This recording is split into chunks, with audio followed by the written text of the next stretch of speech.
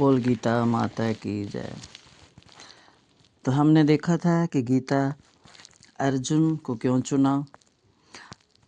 जहाँ एक और भगवान कह रहे हैं, एक और कहते हैं कि एक तरफ धर्मराज युधिष्ठिर खड़े हैं, पांचों पांडव खड़े हैं, और एक और वो ईश्वर खड़े हैं। वो ईश्वर जो दावा करते हैं कि रामायण में भी है ना, सब मम प्रिय सब मम उपजाए, कि सब मेरे को प्यारे हैं, सब मैंने ही उपजाए हैं।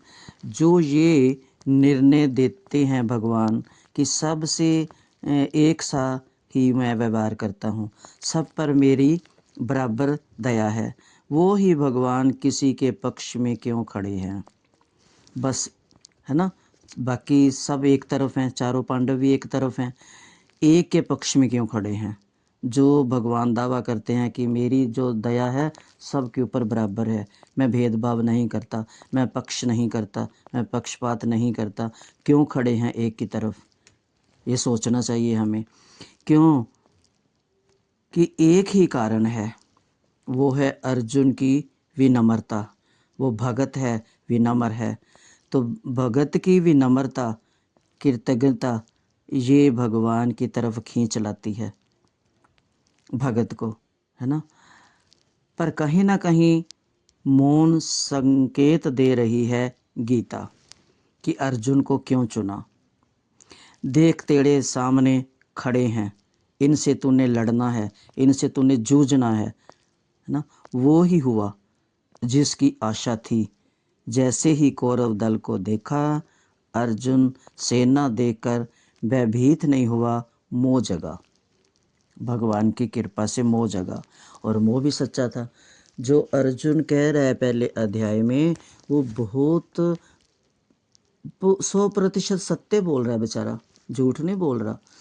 क्या कह रहा है? गुरु को देखकर उसके मन में क्या आया जब उसने देखा कि सामने, और भगवान ने क्यों खड़ा किया, दुर्योधन के सामने रथ क्यों नहीं खड़ा किया, पितामह और गुरु द्रोणाचार्य के सामने क्यों खड़ा किया। भगवान भगवान है, भगवान हर लीला हर काम समझ कर करते हैं।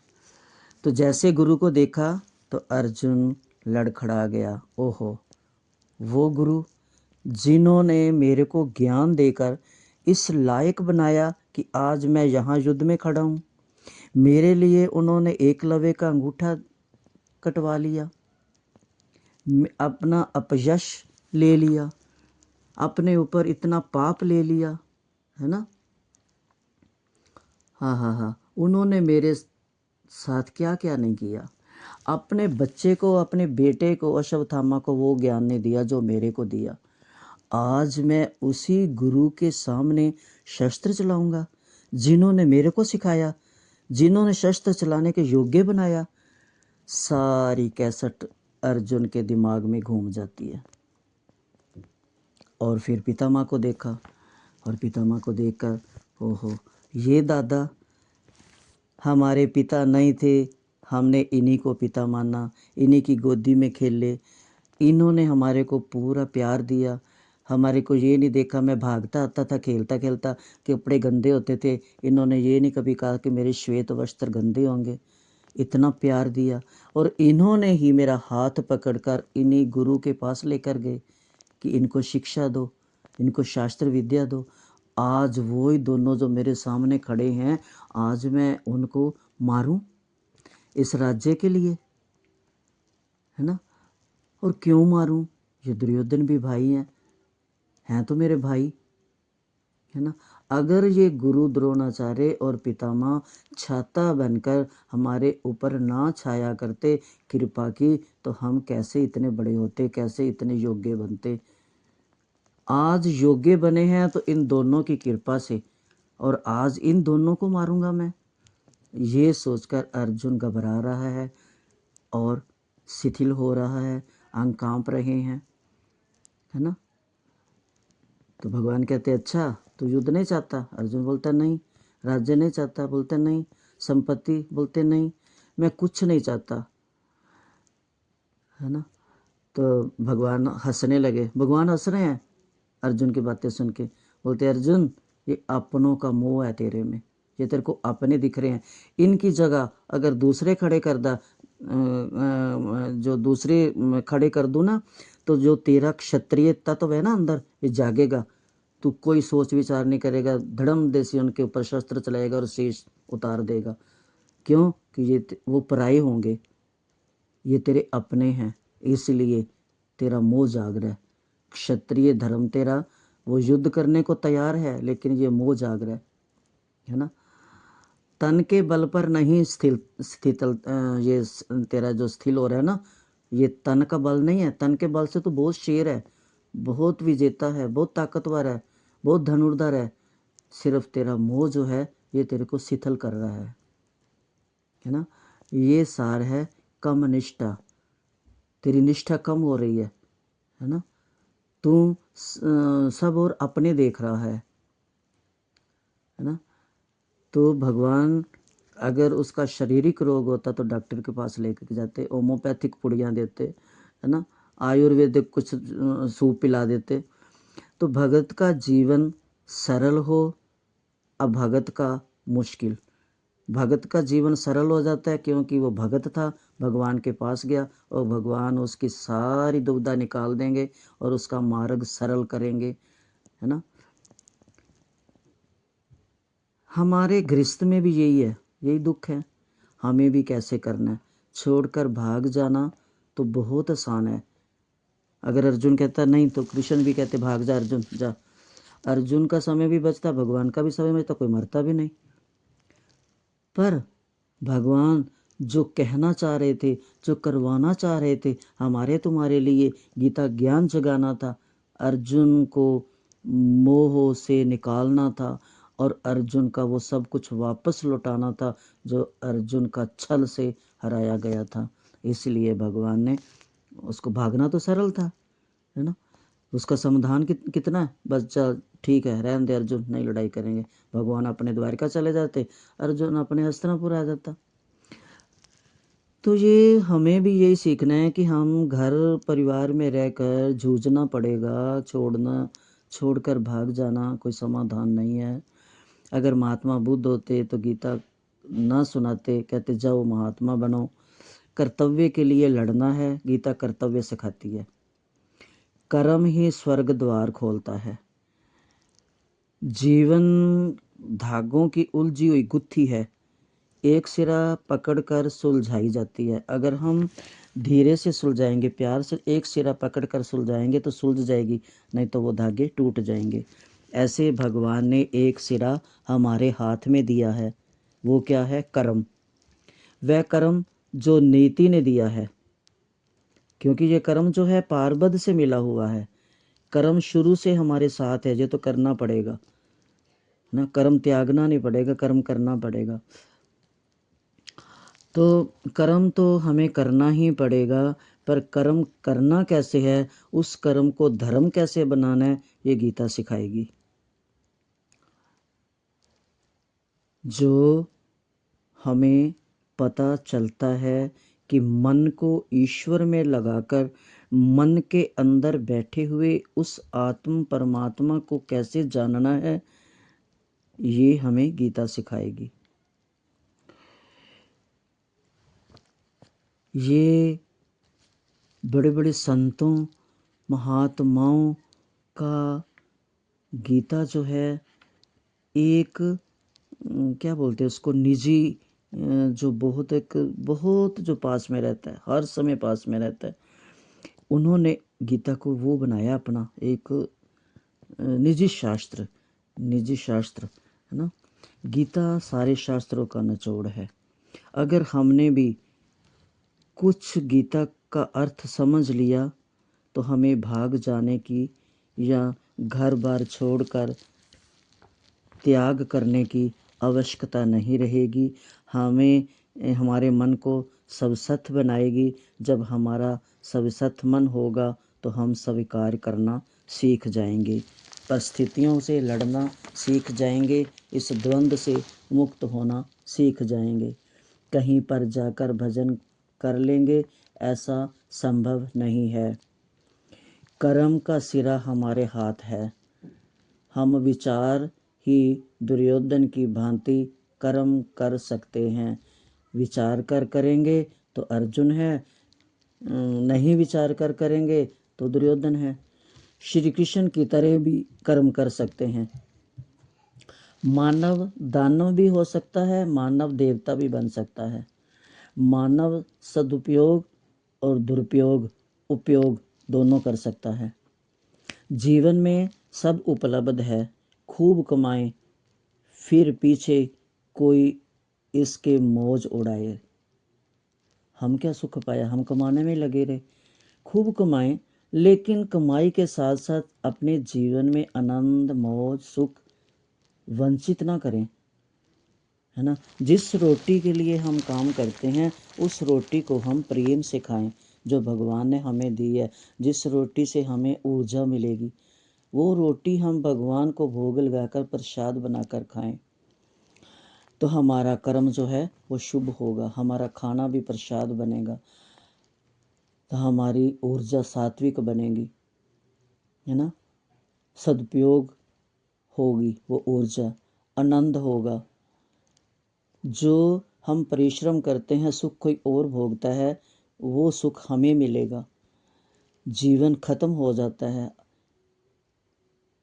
द्वंद्वों में। परिश्रम करते करते करते करते इकट्ठा करते करते करते करते जान निकल जाती है, फिर वो पैसा जो है वो पीछे वाले मौज उड़ाते हैं।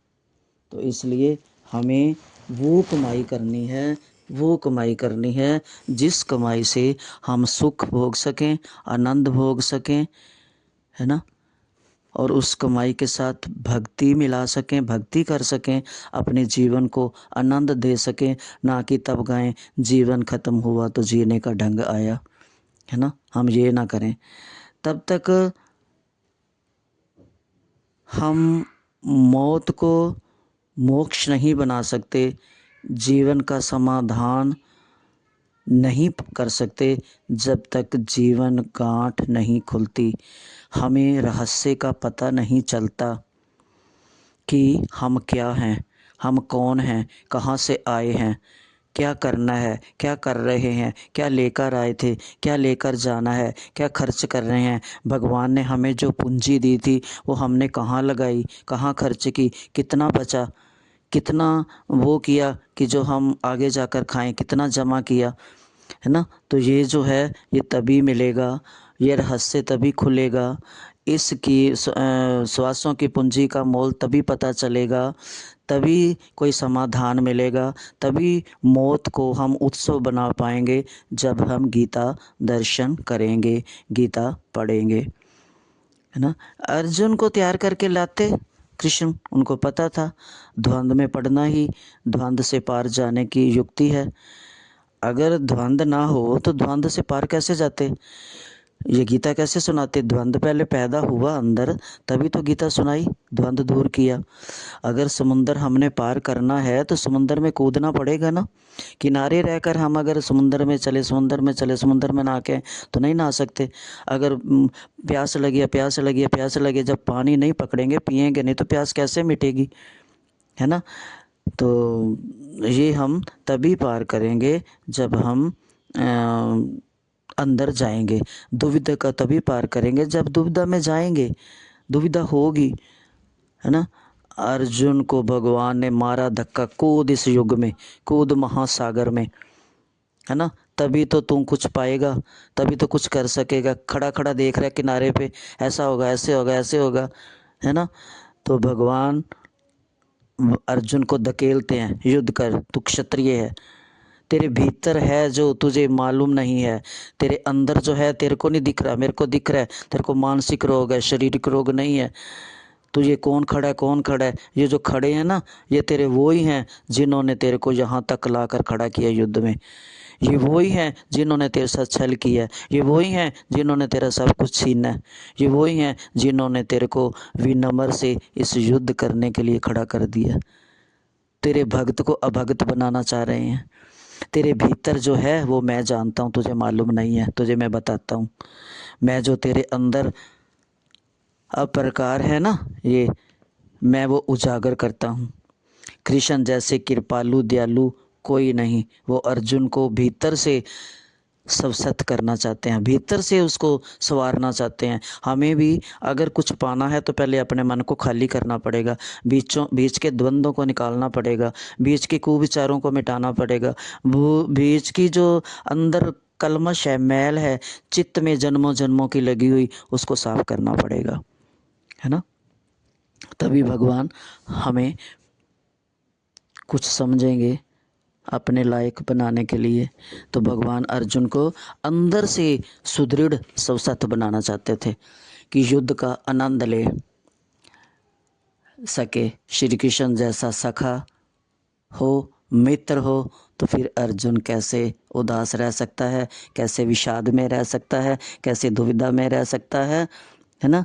तो क्या सूरदास कितना अच्छा, सूरदास के भजन किसी ने सुने हैं? सूरदास के पद कितना अच्छा गाते थे ना।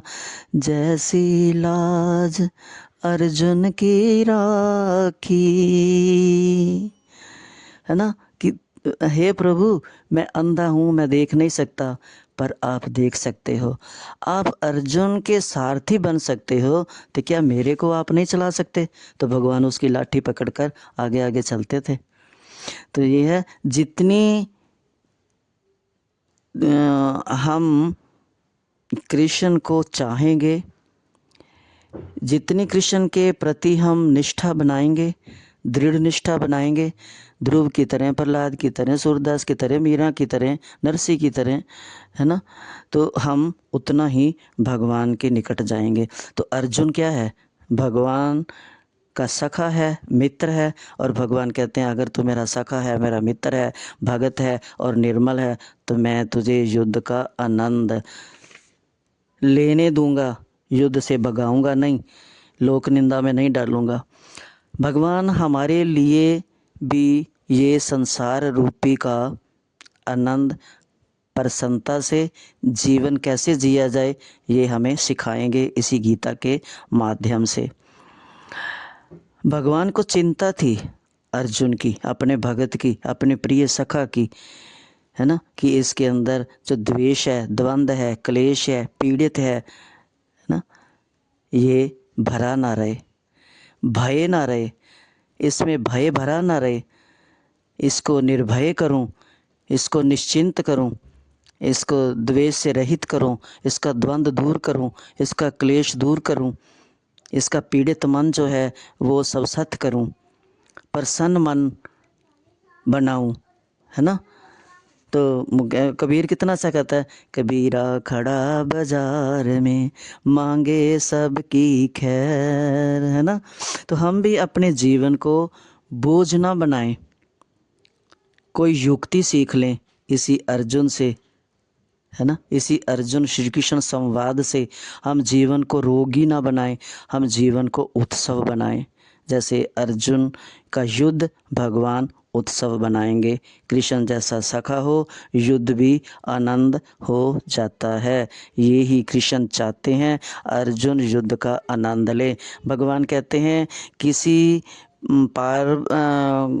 का पार्वद नहीं बनता, मैं तुम्हें सबल बनाता हूँ कि जीवन की चुनौतियों को स्वीकार करो। भगवान दुर्बलता नहीं रहने देते, और भगवान कहते हैं कि मैं तेरी दुर्बलता दूर करूँगा। नपुंसक की भांति ये जो तू कह रहा है ना, युद्ध नहीं करूँगा, तू भागना चाह रहा है, मेरे को मोह में फंस रहा है, ये मैं तेरा सब निकाल दूँगा। क्योंकि भगवान है ना, तो इसलिए हम भी भगवान को अपने सखा बनाएंगे। अर्जुन से सीखेंगे कि सखा बनाते कैसे हैं, ये गीता सिखाएगी। बोल गीता माता की जय।